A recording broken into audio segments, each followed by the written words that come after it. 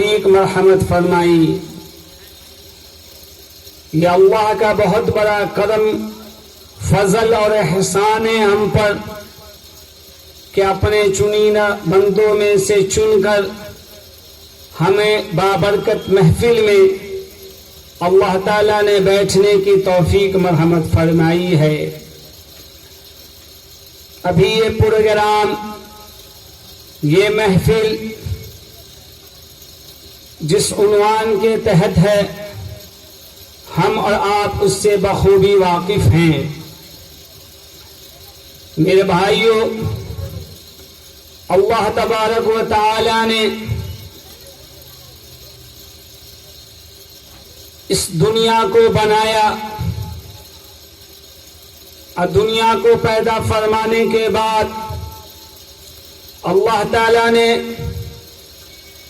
سب سے پہلے انسانی شکل میں اس دنیا میں حضرت آدم علی نبینا علیہ الصلاۃ والسلام کو بھیجا۔ پھر یہ دنیا کی آبادی حضرت آدم علیہ السلام سے چلتی رہی یہاں تک کہ پوری دنیا کی جو آج آبادی ہے، جس میں ہم اور آپ بھی ہیں، یہ سارے حضرت آدم علی نبینا علیہ الصلاۃ والسلام کی ہی اولاد ہیں۔ اللہ تعالیٰ نے انہیں دین کے ساتھ، شریعت کے ساتھ، اسلام کے ساتھ اس دنیا میں بھیجا۔ لیکن آپ کو یہ بات معلوم ہوگا، اس بات کا آپ کو علم ہے کہ جب اللہ تبارک و تعالی نے آدم علیہ الصلاۃ والسلام کو پیدا فرمایا تو شیطانوں کے سردار ابلیس کو بلایا اور فرمایا کہ اس آدم کو میں نے پیدا کیا ہے، یہ دنیا کا خلیفہ بنے گا، یہ روئے زمین کا خلیفہ بنے گا، تمہیں اسے سجدہ کرنی ہے۔ ابلیس نے کہا میں فرشتوں کا سردار ہوں، میں جناتوں کا سردار ہوں، میں ان سب کا استاد ہوں، میری صفت آپ نے ایسی بنائی ہے کہ میں آگ سے پیدا کیا گیا، اور آدم کی صفت یہ ہے کہ مٹی سے پیدا کیے گئے۔ میری صفت یہ ہے کہ میں اوپر اٹھتا ہوں، مٹی کی صفت یہ ہے کہ وہ نیچے ہے، اور میرے اندر اتنا علم ہے، یعنی علم کا وہ غرور کرنے لگا، وہ متکبر بن گیا، وہ کبر کرنے لگا، یہاں تک کہ کہنے لگا کہ میں انہیں سجدہ نہیں کرتا، جبکہ وہ دیکھنے والا، اسے دیکھنی چاہیے تھی چیزیں کہ حکم کرنے والا کون ہے۔ حکم کرنے والی ذات وہ ہے جو سب سے اعلیٰ اور عرفہ ہے، جس نے مجھے بھی پیدا کیا، فرشتوں کو بھی پیدا کیا، جناتوں کو بھی پیدا کیا، اور پھر آدم کو بھی پیدا کیا۔ اس نے اپنے پیدا کرنے والے کو نہیں دیکھا، وہ کبر و غرور اور تکبر و گھمنڈ میں آ کر یہ کہنے لگا میں سجدہ نہیں کروں گا۔ اللہ تبارک و تعالیٰ ناراض ہوتے ہیں، اللہ تبارک و تعالیٰ کہتے تو میری دربار سے نکل جا، اللہ تبارک و تعالیٰ اسے دربار سے نکال دیتے ہیں، لیکن وہ جانتا ہے کہ اللہ رب العزت جلال میں بھی، قہاری میں بھی، اللہ تبارک و تعالیٰ غصے میں بھی ان کا رحم ان پر غالب ہوتا ہے۔ وہ اس حالت میں بھی غصے سے کہتا ہے کہ ہاں ٹھیک ہے میں آپ کے دربار سے نکل جاتا ہوں۔ آپ غصے کی حالت میں ہیں اللہ تعالیٰ، پھر بھی وہ کہہ رہا ہے کہ آپ مجھے اتنی اجازت دے دیں کہ رہتی دنیا تک جب بھی اس دنیا میں انسان کی پیدائش ہوتی رہے گی، جنات کی پیدائش ہوتی رہے گی، کائنات کا نظام تو چلاتا رہے گا، اس وقت تک میری زندگی اتنی بڑھا کہ میں زندہ رہوں اور لوگوں کو دے راستے سے بھٹکاتا رہوں گا۔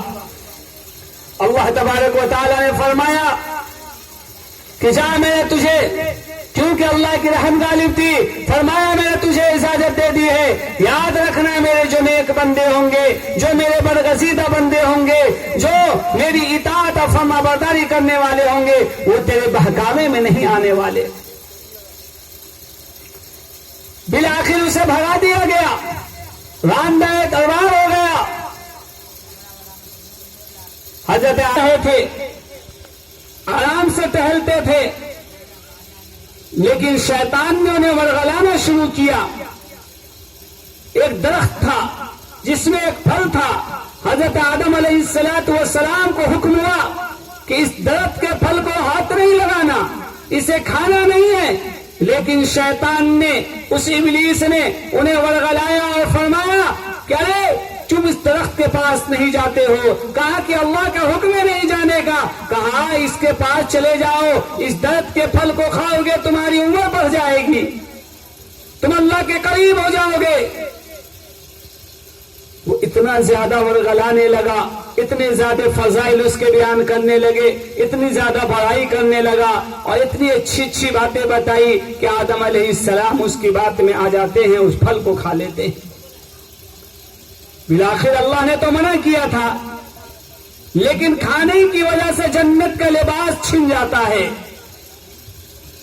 حضرت آدم علیہ السلام دنیا میں آ جاتے ہیں، پھر اس کے بعد آپ جانتے ہیں کتابوں میں بات لکھی ہے، علماء بیان کرتے ہیں، تفسیروں میں بات لکھی ہے کہ جس دھرتی پر اتارا گیا وہ ہندوستان ہی تھا، ہندوستان ہی تھا۔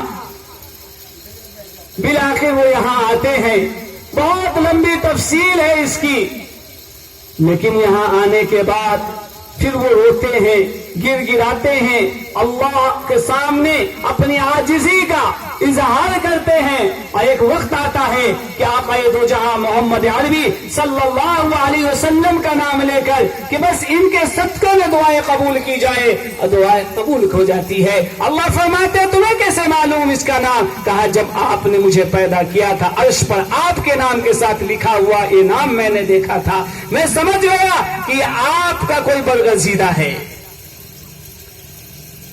کہاں یہ تمہاری نسل میں ہی آئے گا، تمہارے آخر میں آئے گا، اس کا نام محمد ہوگا، محمد رسول اللہ صلی اللہ علیہ وسلم۔ بالآخر قبول ہوتی ہے، وہ اسی دھرتی پر رہتے ہیں۔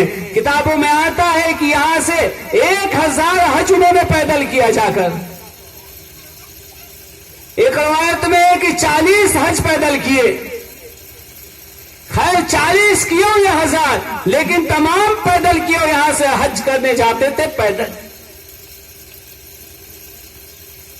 ہم بھی انہی کی نسل میں سے ہیں۔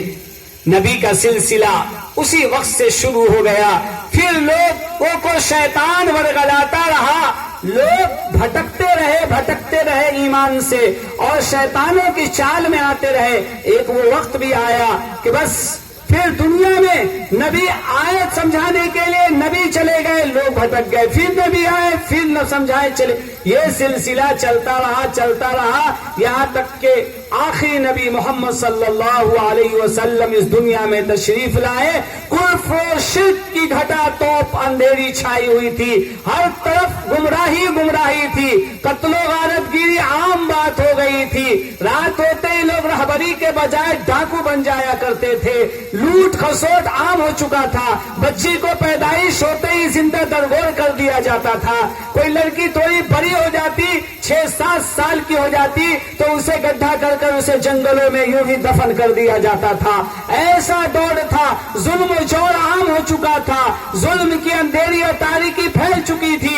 اس وقت محمد عربی صلی اللہ علیہ وسلم کو اللہ تعالیٰ اس تاریکی دنیا میں بھیجتے ہیں اجالا لانے کے لیے، روشن لانے کے لیے، دنیا کی تاریکیوں کو روشنی میں بدلنے کے لیے اللہ کے نبی صلی اللہ علیہ وسلم کا ظہور ہوتا ہے۔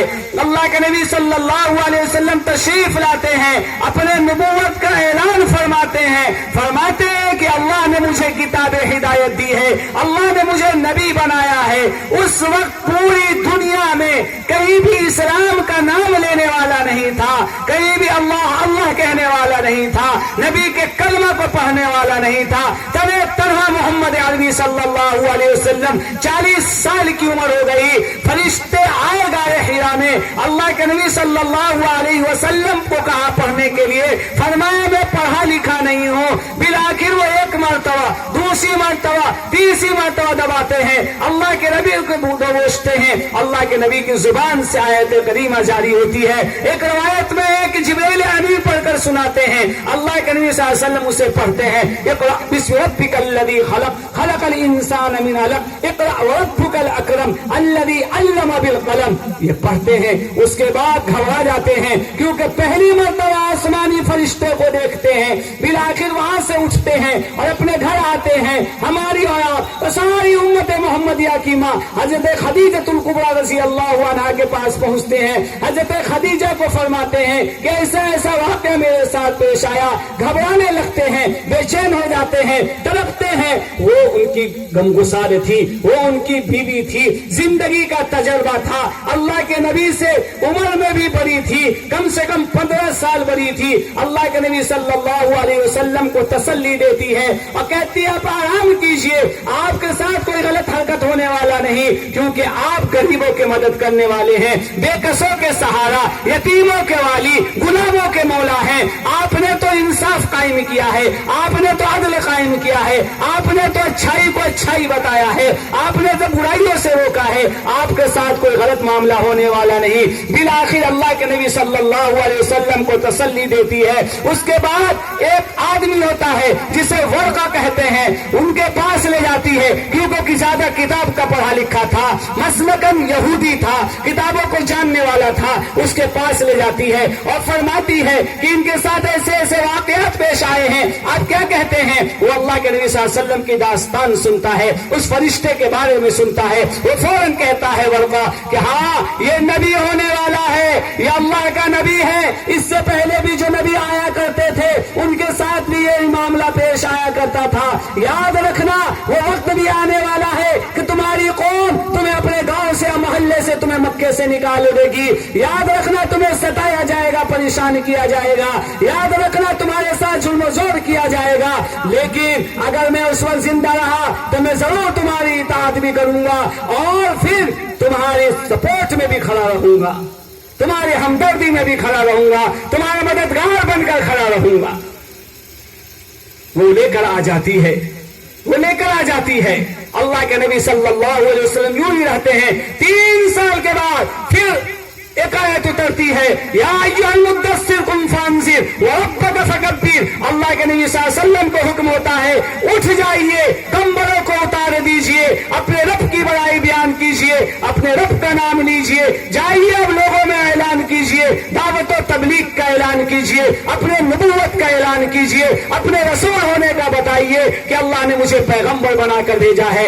اللہ کے نبی صلی اللہ علیہ وسلم فوراً سنتے ہیں اس بات کو, اٹھ کھڑے ہوتے ہیں, اونٹ پہاڑ پر چڑھ جاتے ہیں. پہاڑ پر چڑھنے کے بعد اللہ کے نبی صلی اللہ علیہ وسلم تمام مکے کے قبیلے کو آواز دیتے ہیں, اے فلاں قبیلے والے, اے فلاں قبیلے والے ادھر آ جاؤ. تمام لوگ جمع ہو جاتے ہیں. اللہ کے نبی فرماتے ہیں اگر میں نے ابھی یہ بات کہہ دی کہ اس پہاڑ کے پیچھے تمہارے دشمن کھڑا ہے جو تمہیں ملیا میٹ کرنے والا ہے, تمہیں تباہ کرنے والا ہے, تمہیں ختم کرنے والا ہے, کیا تم اس بات کو مانو گے یا نہیں؟ تمام نے کہا 40 سال 43 سال کے عرصے آپ نے ہمارے درمیان گزارا ہے, ہم نے ہمیشہ آپ کو امانت دار پایا ہے, آپ کو ہمیشہ ہم نے سچ بولنے والا پایا ہے, آپ کو ہمیشہ ہم نے صدیق پایا ہے کہ آپ صادق ہیں, امین ہیں, امانت دار ہیں, آپ کی بات جھوٹ نہیں ہوئی.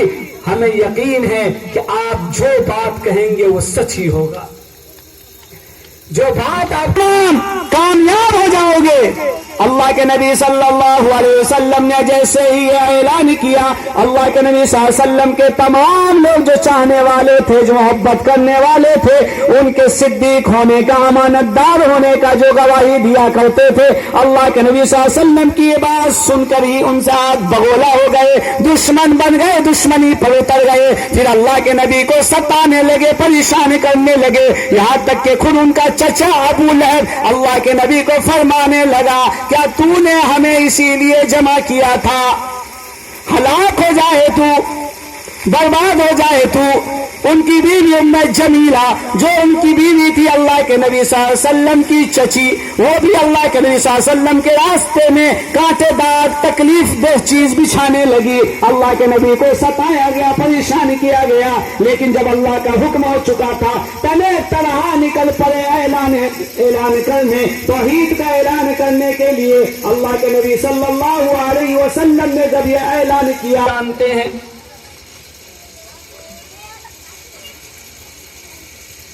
اللہ کے نبی صلی اللہ علیہ وسلم کی بات کو انہوں نے مانا. اللہ کے نبی صلی اللہ علیہ وسلم کے ساتھ رہتے تھے.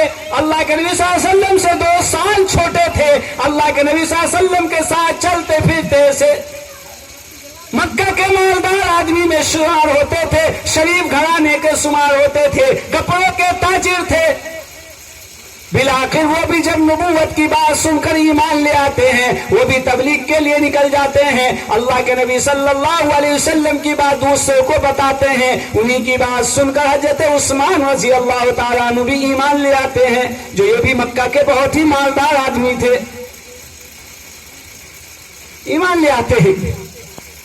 پھر یہ سلسلہ چلتا رہتا ہے یہاں تک کہ کئی صحابہ کرام ایمان لاتے ہیں. اور وہ وقت بھی تاریخ نے دیکھا کہ اللہ کے نبی صلی اللہ علیہ وسلم 10 سال ہی نہیں بلکہ 53 سال تک مکہ میں رہے, اور اس 53 سال میں 40 سال کی عمر میں نبوت ملی. 13 سال اللہ کے نبی صلی اللہ علیہ وسلم دعوت و توحید دیتے رہے. اللہ کے نبی صلی اللہ علیہ وسلم کی دعوت و توحید سے چند لوگ ایمان لے آئے, زیادہ نہیں لائے تھے, بہت کم لوگ ایمان لائے تھے. تعداد ہزاروں میں بھی نہیں تھی, سینکڑوں میں تھی صرف. جب اللہ کے نبی صلی اللہ علیہ وسلم کی بات پر ایمان لے آئے تو انہیں ستایا گیا, پریشان کیا گیا, تپتی ہوئی ریتوں پہ لٹایا گیا, چلچلاتی دھوپوں میں رکھا گیا, انہیں سلایا گیا, تپتی ہوئی آگوں پر بھی لٹایا گیا, انہیں کوڑے مارے گئے, انہیں بھوکا پیاسا رکھا گیا. کتنے ظلم سہنے کے بعد بھی وہ ایمان سے نہیں پھرے ایمان سے. آج ہمارا ایمان کتنا کمزور ہو گیا, آج ہمارا ایمان کتنا کمزور ہو گیا کہ تھوڑے سے پیسے کے خاطر, تھوڑے سے تکلیفوں کے خاطر, تھوڑے سے مشقت کے خاطر, تھوڑی سی پریشانی کے خاطر ہم ایمان سے پھرنے لگے, ایمان کا سودا کرنے لگے. دنیا کی آرام کی خاطر, دنیا طلبی کے خاطر ہم اللہ کو بھول گئے. اللہ کے جو ماننے والے تھے وہ بھی نہ ہٹے. اللہ کا پیغام پہنچتا رہا, یہاں تک کہ وہ وقت بھی آیا کہ تاریخ نے دیکھا کہ مکے سے مدینہ آنے کا پیغام ملتا ہے. اللہ کی طرف سے حکم ہوتا ہے کہ مدینہ ہجرت کر جائے. مدینہ آتے ہیں, 1 سال مدینے میں گزرتا نہیں کہ کفار سوچتے ہیں کہ مسلمان کیسے سکھ اور شانتی کے ساتھ, امن کے ساتھ, اطمینان کے ساتھ زندگی گزارنے لگے. ایسا نہ ہو کہ امن کے چکر میں ان کا دین پھیلتا چلے جائے, ہم لوگ ہاتھ پہ ہاتھ دھرے بہ جائیں. اس لیے یہاں بھی انہیں ستایا جائے, یہاں بھی پریشان کیا جائے. بالآخر 1000 کا لشکر تیار کرتے ہیں اور مدینے پہ چڑھائی کر دیتے ہیں. اس پر تاریخ نے دیکھا ہے کہ پوری دنیا میں صرف 313 کے لگ بھگ مسلمان تھے, باقی پوری دنیا کافر تھی. صرف 313 آدمی مدینے آنے پر. تو آپ سوچ سکتے ہیں کہ مکہ میں کتنے آدمی اس سے کم تعداد ہوگی. اللہ کے نبی صلی اللہ علیہ وسلم حکم دیتے ہیں کہ بدر کا معرکہ ہے, بدر کے میدان میں نکلنا ہے. تمام لوگ نکل پڑے, جو ہتھیار ہو جس کے پاس لے سو کر نکل پڑے. اللہ کے نبی صلی اللہ علیہ وسلم تمام صحابہ کو لے کر نکل پڑتے ہیں. ادھر کفار کا ہجوم ہوتا ہے, ابو جہل اس کا سردار ہوتا ہے, ابو سفیان جو اسلام نہیں لائے تھے ان کے سردار ہوتے ہیں, وہ سب سامنے سے آتے ہیں. اللہ کے نبی صلی اللہ علیہ وسلم ادھر سے صحابہ کو لے کر جاتے ہیں. اللہ کے نبی صلی اللہ علیہ وسلم کھجرے میں جاتے ہیں اور جا کر دعا کرنے لگتے ہیں. اللہ سے فرماتے ہیں, اے اللہ یہ چند مٹھی بھر مسلمان ہیں, یہ پوری دنیا کا تیرا وجود مٹانے کے لیے تلے ہوئے ہیں, تیرا نام مٹانے کے لیے تلے ہوئے ہیں. یہ مٹھی بھر مسلمان ہیں, اس کی مدد فرما. اگر آج یہ مٹ گئے, ختم ہو گئے, تباہ ہو گئے, برباد ہو گئے, تو تیرا نام قیامت تک لینے والا اس دھرتی پر نہیں ہوگا. اللہ تبارک و تعالیٰ دعا کو قبول کرتے ہیں. بالآخر جنگ کا میدان ہوتا ہے. پھر اس کے بعد خمسان کی لڑائی ہوتی ہے اور صحابہ کرام اس جان نثاری سے اور جان فدا کرتے ہوئے اسلام پر اور نبی پر, اللہ پر فدا کرتے ہوئے پھر جاتے ہیں. تاریخ نے یہ بات لکھی ہے, تاریخ کتابوں میں یہ باتیں ہیں, حدیثوں میں یہ باتیں موجود ہیں کہ اللہ کے نبی صلی اللہ علیہ وسلم کی دعاؤں کا یہ اثر ہوتا ہے کہ صحابہ کرام میں 6 سے 7 مسلمان شہید ہوتے ہیں، لیکن اس کے 70 مارے جاتے ہیں اور 70 قید کر لیے جاتے ہیں۔ جیت ہوتی ہے، فتح نصیب ہوتا ہے، دوسروں کو شکست ہوتی ہے۔ اللہ کے نبی صلی اللہ علیہ وسلم خوشی خوشی مدینہ لوٹتے ہیں، 70 قیدیوں کو لے کر لوٹتے ہیں، سارے یہاں آ گئے۔ پھر حکم ہوتا ہے کہ ان کو کیسے رہا کیا جائے۔ آپ جانتے ہیں تمام رہائی کی بات کرتے ہیں کہ کچھ لے کر چھوڑ دیا جائے، کیونکہ غریبی کی حالت ہے، مفلسی کی حالت ہے، کچھ کھان پان مل جائیں گے، کچھ پیسے مل جائیں گے، درہم و دینار مل جائیں گے۔ لیکن حضرت عمر سخت ہوتے ہیں، پہلے سے ہی سخت تھے۔ حضرت عمر رضی اللہ تعالیٰ عنہ فرماتے کسی کو نہیں چھوڑا جائے، بلکہ ایک ایک کر کے سب کی گردنیں اڑا دی جائے، قتل کر دیا جائے ان سب کو۔ لیکن اللہ کے نبی صلی اللہ علیہ وسلم حضرت ابو بکر سے مشورہ لیتے ہیں اور بات یہ پہنچتی ہے کہ بھائی قتل نہ کیا جائے، بلکہ جن کے پاس مال و دولت ہے وہ پیسے دے اور اپنے آدمی کو یہاں سے لے جائیں۔ بلاخر کچھ آدمی کو لے جاتے ہیں، ان کے پریوار آ کر کچھ بچ جاتے ہیں۔ اللہ کے نبی صلی اللہ علیہ وسلم فرماتے ہیں تم نے کون پڑھا لکھا ہے؟